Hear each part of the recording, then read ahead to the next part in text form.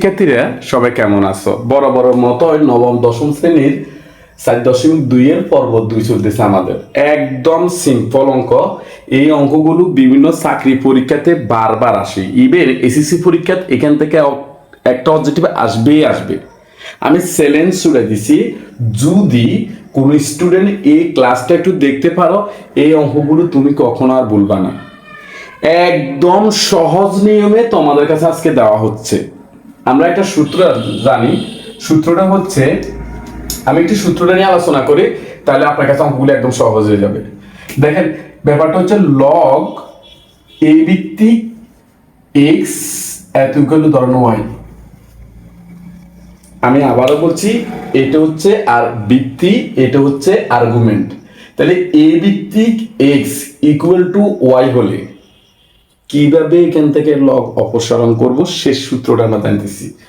দেখেন, লগের পরে যা থাকবে, আমি সুন্দরভাবে আবার বলছি, লগের পরে যা থাকে তা বসে যাবে।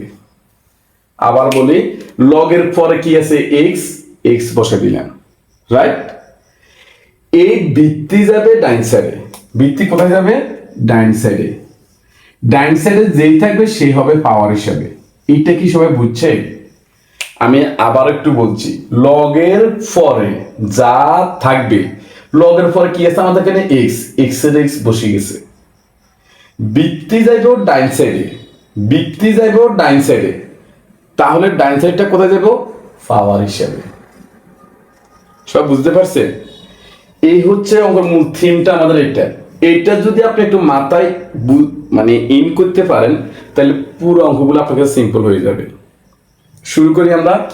দেখেন, একটু আগে আমরা বলছিলাম লগের পরে যা থাকবে, কি আছে আমাদের লগের পরে? বা লগের পরে আমাদের এক্স আছে, আমরা এক্স বসাই দিছি।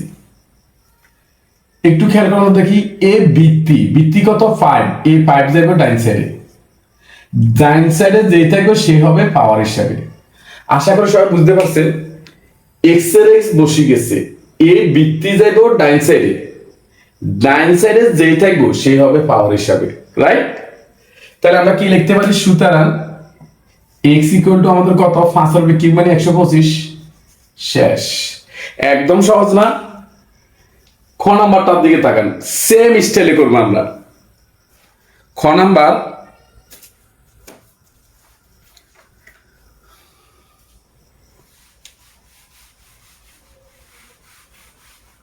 কি বলা হয়েছে এখানে একটু দেখেন, দেখি সবাই।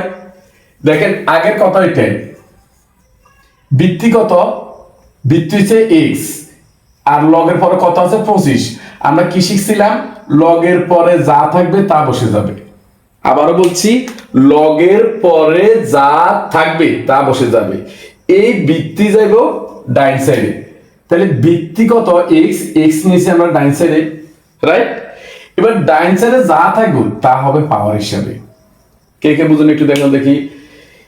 25 এর 25 বসে গেছে, ভিত্তি গেছে ডাইন সাইডে, ডাইন সাইডে যেটা থাকবে সেটা হবে পাওয়ার হিসাবে। আমরা সবাই একটা জিনিস জানি, যার মান বের করতে হয় তাকে হাতে বামে রাখতে হয়। আমরা এখান থেকে এক্স এর মান বার করব, তাহলে আমরা এক্সটাকে এসে নিয়ে আসি।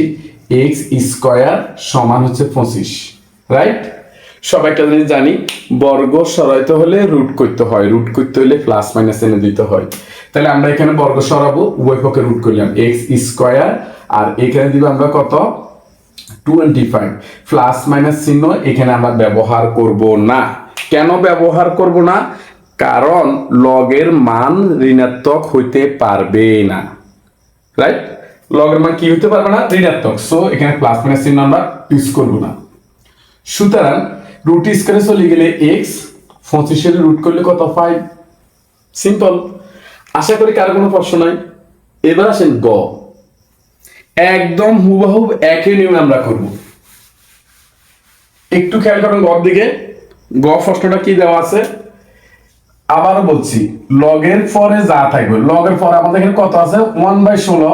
আমরা এখানে 1/16 লিখে দিলাম, রাইট? এই ভিত্তি, এই যে ভিত্তি এক্স আছে, এক্সটা যাবে ডাইন সাইডে, আর ডাইন সাইডে যেই থাকবে সেই হবে পাওয়ার হিসাবে। আশা করি কারো কোনো প্রশ্ন নাই। বৃত্তি ডাইন সাইডে যাবে, ডাইন সাইডে যেই থাকবে সেটা হবে কি হিসাবে, পাওয়ার হিসাবে। একদম বড় বড় মতোই একই কথা। এখন দেখি সবাই একটা সূত্র জানি আমরা, 1/16 যেভাবে বসে গেছে, আর পাওয়ারে মাইনাস চিহ্ন থাকলে উপরে 1 দিতে হয়।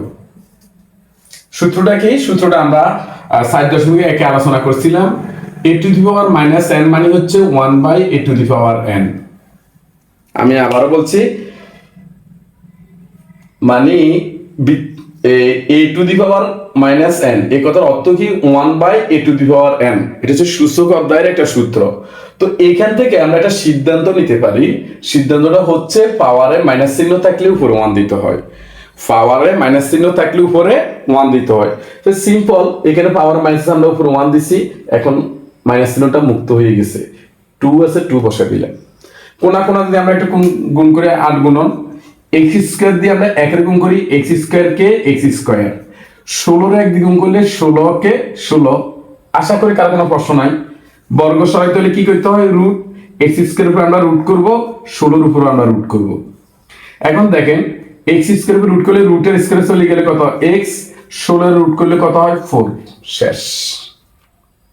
প্রিয় শিক্ষার্থীরা, ক্লাসটা কেমন লেগেছে? যদি আপনার কাছে ভালো লেগে থাকে অবশ্যই কমেন্ট বক্সে ডান লিখবেন, এবং যারা ইউটিউব চ্যানেল থেকে দেখেন অবশ্যই পেজটাকে সাবস্ক্রাইব করবেন। আমরা একটা কাজ করি যেটা খুব স্বার্থপরতার একটা পরিচয় দিচ্ছেন, সেটা হচ্ছে ক্লাসটা দেখেন কিন্তু একটা কমেন্টও দেন না, একটা সাবস্ক্রাইবও করেন না, অথবা একটা শেয়ারও করেন না। এটা কিন্তু খুব স্বার্থপরতা হয়ে যাচ্ছে ভাই। যদি আমরা লাইভ ক্লাস না করি, যদি সরাসরি ক্লাস করি, আমাদের কাছে এতটা কষ্ট লাগে না, কারণ সবার সাথে একটু মজা করা যায়, একটু কথা বলা যায়, একটু বিনোদন দেওয়া যায়, ওদের থেকে পড়া নেওয়া যায়। এখন যখন আমরা লাইভ ক্লাস করি আমাদের সামনে কেউ থাকে না, বিশ্বাস করুন খুবই কষ্টদায়ক একটা সিচুয়েশন। কিন্তু এই সিচুয়েশনটা তখন আমাদের কাছে সফল মনে হয় যদি আপনারা ভিডিওটাকে লাইক, কমেন্ট, শেয়ার করে দেন। ধন্যবাদ সব।